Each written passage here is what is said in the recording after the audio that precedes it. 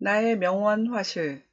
1974년 출생한 이수지는 서울대 미대를 졸업한 후 캠버웰 예술대학에서 북아트 석사를 취득했다. 작품으로는 그림책, 동물원, 우리는 벌거숭이 화가, 검은새, 나의 명원 화실, 파도야 놀자, 거울 속으로 등이 있다. 파도야 놀자는 세계 9개국에서, 거울 속으로는 세계 6개국에서 출간되었다.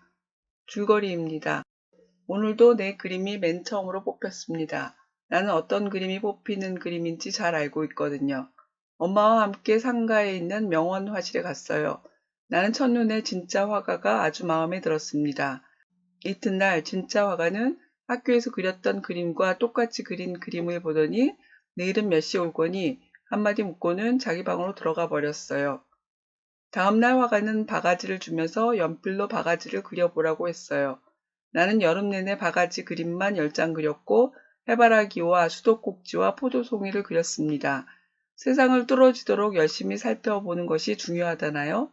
그렇게 열심히 살펴본 것이 내 마음속에 옮겨지면 그걸 조금씩 조금씩 그려나가면 된다고 말했습니다. 가을이 오자 진짜 화가는 이제 연필은 그만 쓰고 물감을 써보자고 했어요. 나는 아주 자랑스러웠습니다.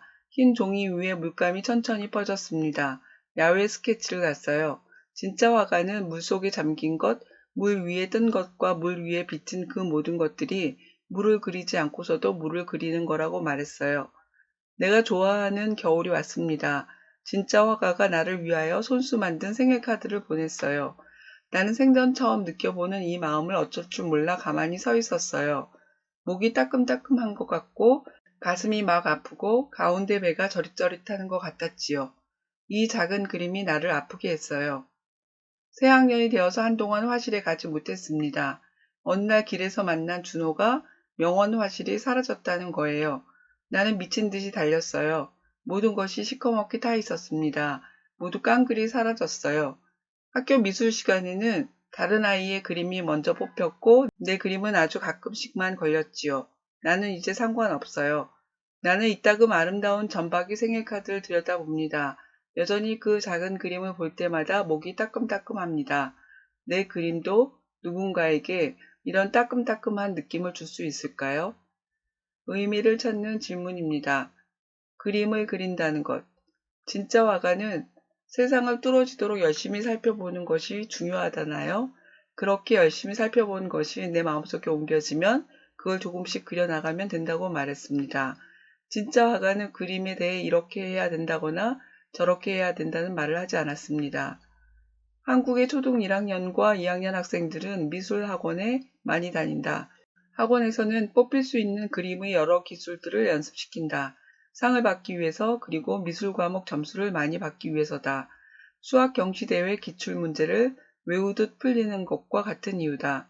성적이 전부라 제대로 가는 길이 보이지 않는다. 수학을 통한 사고 능력의 향상이라든지 그리는 즐거움의 경험 같은 매우 중요한 본질을 살피려 하지 않는다. 그래서 아이들은 기계처럼 문제를 풀 수는 있어도 더 이상 알고 싶어 하지 않는다. 그리기 대회에서 수상을 해도 자신의 생각을 표현하는 것은 무척 어렵다.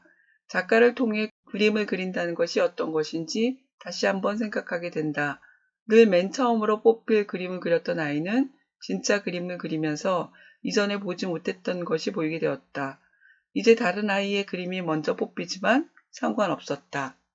질문입니다. 아이에게는 벽에 걸릴 그림으로 뽑히는 것은 어려운 일이 아니었습니다. 왜 어려운 일이 아니라고 했나요? 여러분은 어떻게 그려야 뽑히는지 알고 있나요? 명원 화실에 다니게 된 아이가 처음으로 그린 그림은 무엇이었나요? 왜 그것을 그렸나요? 아이는 왜 바가지 그림을 10장이나 그렸나요? 진짜 화가는 바가지 안에 이 세상의 모든 것이 다 담겨 있다고 말했습니다. 그 말은 무엇을 뜻할까요? 아이는 자신이 지킬 박사와 하이디의 주인공이 된 것 같다고 했습니다. 왜 그런 기분이 들었나요? 학교 미술 시간에는 다른 아이의 그림이 먼저 뽑혔습니다. 그렇지만 아이는 뽑히든 안 뽑히든 상관없었습니다. 뽑히는 게 상관없게 된 이유는 무엇일까요? 누군가 시켜서가 아닌 스스로 원해서 그림을 그린다면 그림을 그리는 이유는 무엇일까요? 진짜 화가는 어떤 화가를 말하는 것일까요? 의미를 찾는 질문입니다. 따끔따끔한 느낌. 진짜 화가가 손수 만들어 보낸 생일 카드를 보자 마음속 어딘가에서 펑 하고 무엇인가 터지는 소리를 들은 것만 같았지요. 생전 처음 느껴보는 이 마음을 어쩔 줄 몰라 가만히 서 있었습니다. 목이 따끔따끔한 것 같고 가슴이 막 아프고 가운데 배가 저릿저릿하는 것 같았지요.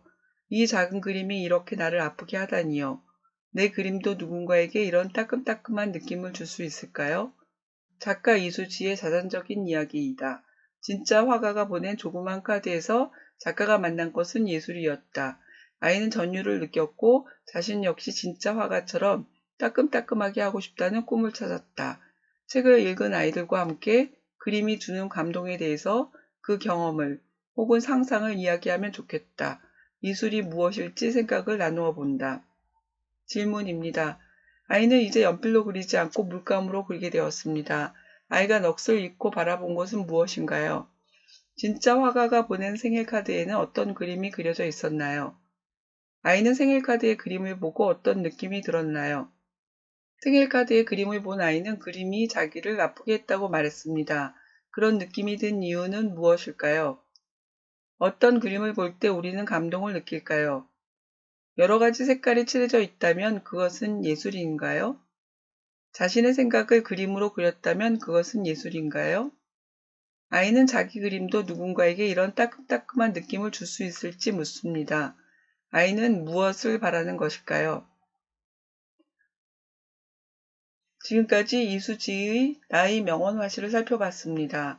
그림을 그린다는 게 무엇인지 생각하게 됩니다. 그림이 주는 감동은 어떤 것일까요? 책을 읽으며 함께 생각하길 바랍니다.